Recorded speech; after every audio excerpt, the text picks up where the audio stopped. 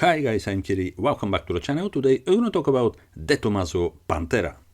This is the most famous and most well-known the TOMASO model. Became a legend thanks to its absolutely fabulous design. Was presented for the first time in 1970. Just a year later, the car was already in production and replaced the Cobra killer Mangusta, but was very different from the Mangusta. Instead of backbone chassis we're using in the predecessor, here we have very modern for the time steel monocoque chassis. The body was designed not from someone else, but Tom Tjarda, who was working for Carrosseria Gear for the time. As you noticed already, the car needed just 1 year from the design prototype to ready supercar for sale. This was absolutely short time, and compared with the two rivals, the very new Lamborghini Countach and Lotus Esprit, which were presented roughly the same time, was totally shocking. Lamborghini and Lotus needed almost 4 years to make the cars ready for the market, and thanks to that, De Tomaso had big advantage. The company De Tomaso was founded in Italy in 1959 by Argentinian-born racing driver Alessandro De Tomaso.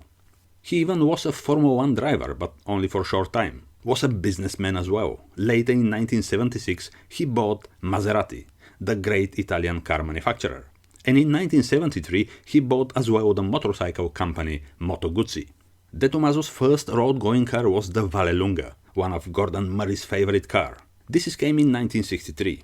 Was a mid-engine 4-cylinder Ford unit with only 104 horsepower, but very light car with amazing performance. Only 60 of these were made. After that, in 1966 was introduced the Mangusta.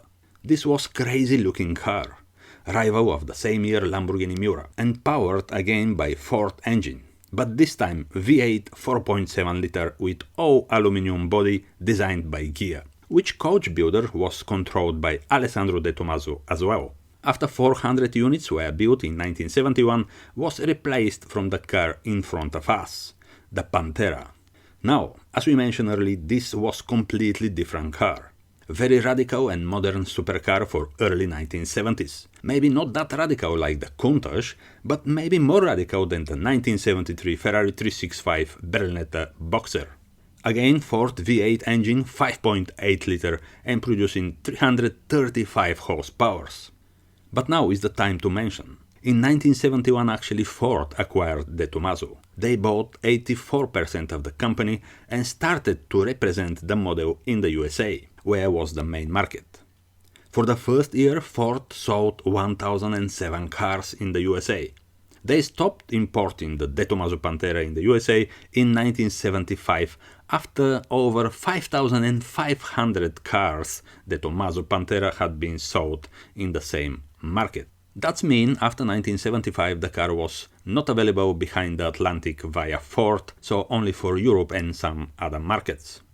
In total, De Tomaso built 7,260 Pantera cars from 1971 to the end of the production in 1992. It's a mid-rear engine rear-wheel drive car. It's a bit heavier, over 1.4 ton.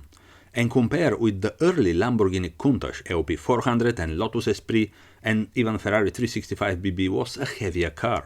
So Lamborghini Countach was just under 1.1 ton, Lotus Esprit was under 1 ton, Ferrari 365 BB was approximately 1.2 tons, and here the De Tomaso Pantera was 1.4 tons, so was a bit heavy than the rivals. But this mostly because of the very heavy American engine V8, the 5-speed gearbox and the differential.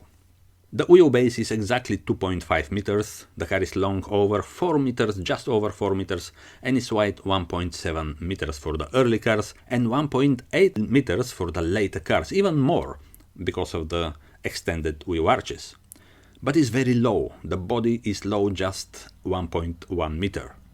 Was very fast car with over 260 km per hour maximum speed and accelerating from 0 to 60 miles per hour or 96 km per hour in 5.5 seconds.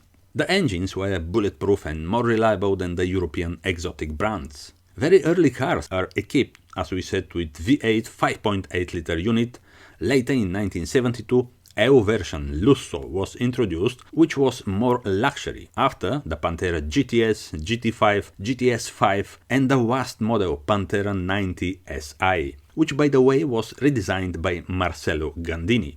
In 1990, in the same year, Marcello Gandini did the Lamborghini Diablo design. And this is something very similar story with the Lamborghini Countach. Actually, the last Lamborghini Countach 25th anniversary is redesigned by Horacio Pagani, the other Argentinian great designer Horacio Pagani. Here, the De Tomaso Pantera, the last Pantera in 1990, is redesigned from the Marcello Gandini. The engines as well were different, but all V8 Ford, so 4.9 liter, 5.9 liters and the original 5.8 liters. The GTS and GT5 cars were homologation special cars, because the intention of the founder Alessandro De Tomaso for racing. Very early 1970s, De Tomaso offered a Pantera competition car for Group 3.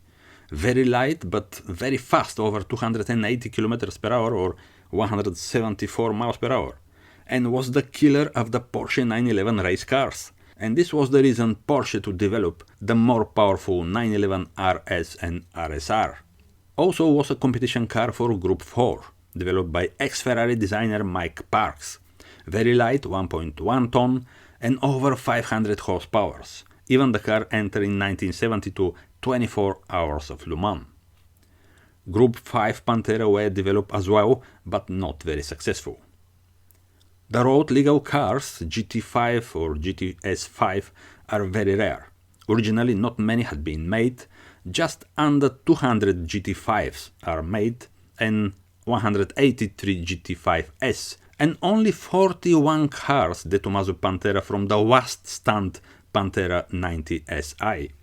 Most of the Panteras are the early cars and the EO version, followed by the GTS.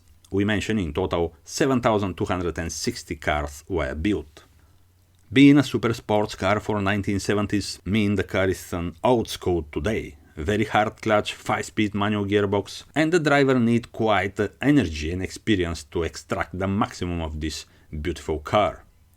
Was extremely reliable car, not only thanks to the Ford power unit but as well the Alessandro De Tomaso's attention to the detail. Early cars were suffered some problems, mostly rust issue and some small defective elements. But Ford put the hand on the quality because on the end they represented the car in America. And of course they didn't want to ruin the reputation. So after 1972 the cars were much more improved than the early cars. The name Pantera, Italian for Panther, was chosen very carefully to make the car more famous and well known. We know the predecessor was Mangusta. This name was chosen again for purpose. Alessandro De Tomaso had some plans for car together with Carroll Shelby, but this didn't work. And then he put the name Mangusta, which means to kill the cobra, because on the real life actually the animal Mangusta is the one who killing the cobras.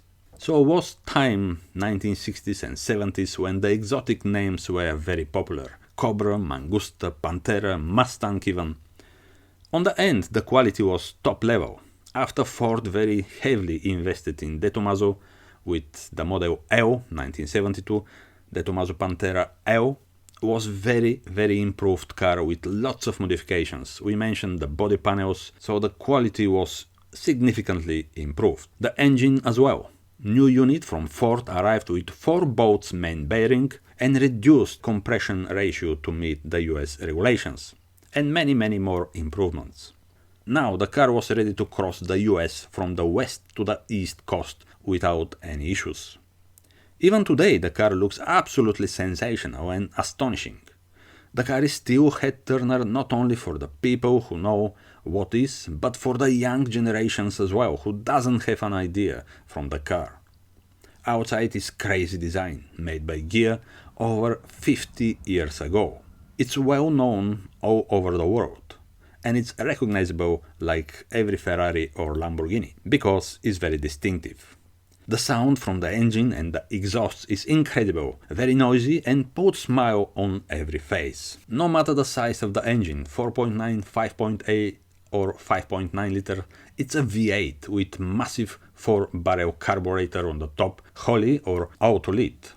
5-speed Zandrak fabric manual gearbox, gated shifter, rear-wheel drive, 15-inch Campagnolo magnesium wheels, the best brand for the time, and being magnesium they are much lighter than the aluminum ones, and was the best wheel material for the time, like nowadays if the car has some carbon fiber wheels. And on the rear, very wide tires for the later cars.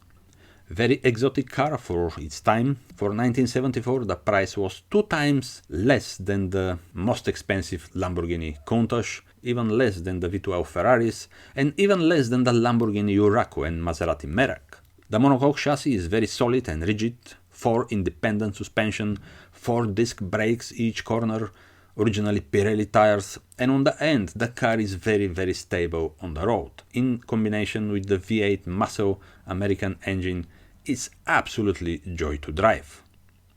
And don't forget, the founder Alessandro De Tomaso was a racing driver, so he knew what the customers need. But on the end, it doesn't get nearly the same love as the Ferrari and Lamborghini, even the Maserati. We didn't mention something very important about the chassis.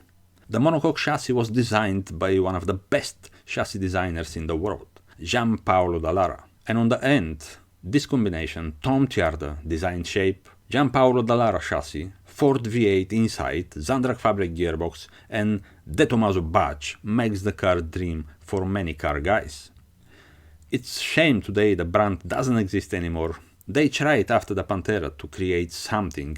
Even nowadays some one-off cars are made, but it will be nice to see this amazing brand again on the road as a production car, even small numbered car. But the time is gonna show us if this will happen one day. And up to this day, we need to enjoy the old stuff what we have, because it was great name once and deserves to be alive again. Brands like Ferrari, Lamborghini, Maserati, Isuzu Revolta, De Tomaso are part of the great 1960s and 70s time, and they pushed the super sports cars to the level they are today. So guys, I hope you liked the video about this De Tomaso Pantera. If you like, please subscribe my channel and see you next time guys. Bye!